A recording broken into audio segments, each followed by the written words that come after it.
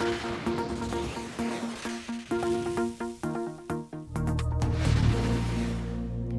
potential new partner in the fight against ISIS. Reports suggesting Turkey and the United States have finalized a plan to create an Islamic State-Free Zone across Syria's northern border with Turkey. Right now, the international hotspot, Syria.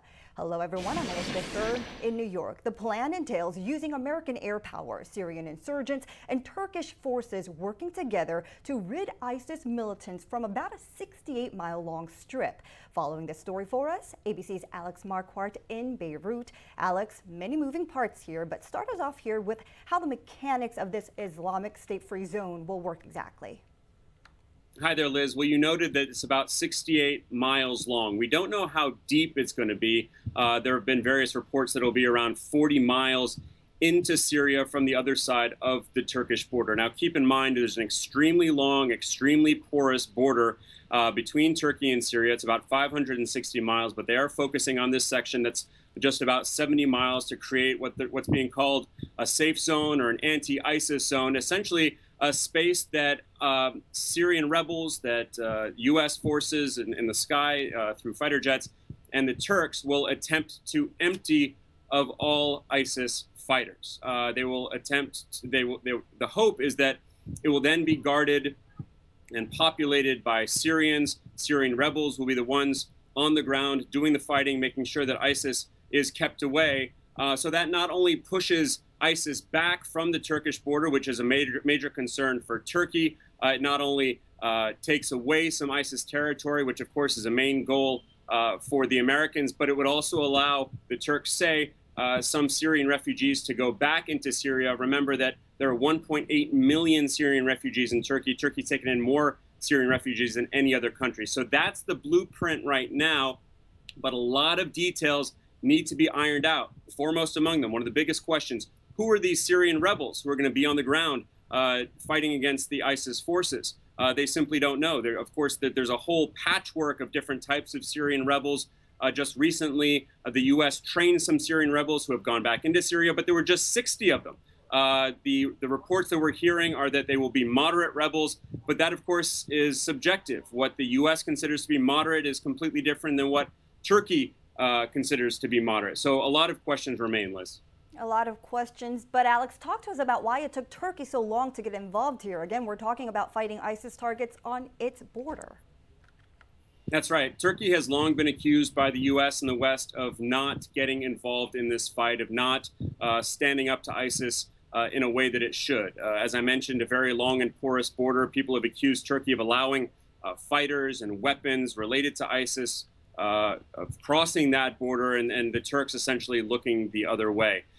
Turkey has been much more focused on bringing down President Bashar al-Assad. That's been their primary focus, and that's one of the reasons that they have been more laid back about the people coming into their country and going across that border. That's one of the sticking points between the U.S. and Turkey that Turkey has been quite angry at Washington about, that accusing Washington of not being focused enough on taking down President Bashar al-Assad. Now, at the same time, Turkey has a lot more to lose by cracking down on ISIS. They have all the ISIS fighters on the other side of the border, some of whom could infiltrate that border and come into Turkey and carry out attacks. You have ISIS sympathizers inside Turkey who could carry out attacks. So this is the end result of a lot of negotiating between Ankara, the capital of Turkey, and Washington, a lot of arm twisting. And one of the main things that the U.S. wanted was access to southern bases in Turkey from which they could launch drones and launch fighter jets into Syria to carry out missions against ISIS. And that is part of this deal. The U.S. will now be able to do that. So Turkey now has that support by the U.S. to go after ISIS on the other side of the border, so they feel a lot more comfortable. But one of the key factors that's not being talked about as much in this deal is Turkey is now not only going after ISIS, but they're going after the Kurds. Now, Turkey has been fighting with Kurdish separatists internally for decades. There's been a fragile truce in place for the past 2 years. That has now been shattered because not only is Turkey bombing ISIS positions, but they're bombing Kurdish positions inside Iraq. So so this is a very complex situation. It's also a very dangerous situation for Turkey because they're now going after groups that are highly armed and could easily now come back and carry out attacks inside Turkey. And Alex, to be clear here, we're talking about a Syria safe zone, not necessarily a no-fly zone. Talk to us about why the U.S. has been so reluctant to create a no-fly zone along this border. Well, a no-fly zone is a military operation. It carries with it very specific implications. Foremost among them, of course, not allowing anything else to fly within that zone. So that would mean that if Turkey and the U.S. imposed a no-fly zone over that area inside Syria, that they would essentially be authorized and encouraged and would shoot down anything that was flying in that area. That means Syrian warplanes.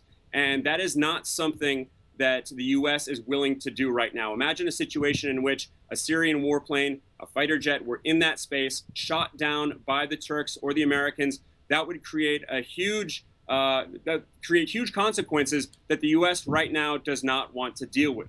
But it's an extremely important question to raise because the way that the U.S. and Turkey imagine this is that there are going to be Syrian rebel fighters on the ground in that safe zone. Those are the kinds of people that the Syrian regime wants to go after. So it's going to be a very touchy area. It's going to be very complicated. We don't know what's going to happen if a Syrian fighter jet were ordered to go in there and start attacking inside this safe zone, how the U.S. and Turkey would respond. Very complicated indeed. And finally, Alex, then how does Syria's President Assad fit into all of this? Well, I mean, Syrian President Assad actually went on TV yesterday and gave his first public speech in a year, and it was remarkable for how frank he was. He admitted that the Syrian army had suffered huge losses. He admitted that the army had been weakened. He admitted that the army has now had to focus on certain areas, on holding certain areas with the forces that remain. And these are strategies that are believed to have been dictated to him essentially by Iran, one of his main backers, by Hezbollah, the militant group here in Lebanon, which is one of his main supporters. Now, of course, Assad is also fighting against ISIS in different parts of the country. So to some extent, he will be happy to see the U.S. and Turkey going after them. But at the same time, this brings Turkey much more into this fight. Turkey has stayed away from joining the U.S.-led coalitions in Iraq, and in Syria. And so now that Turkey is involved in the fight, and the fact that they have expressed this strong desire to get rid of Assad, big questions remain about how they're going to act in the future. Liz?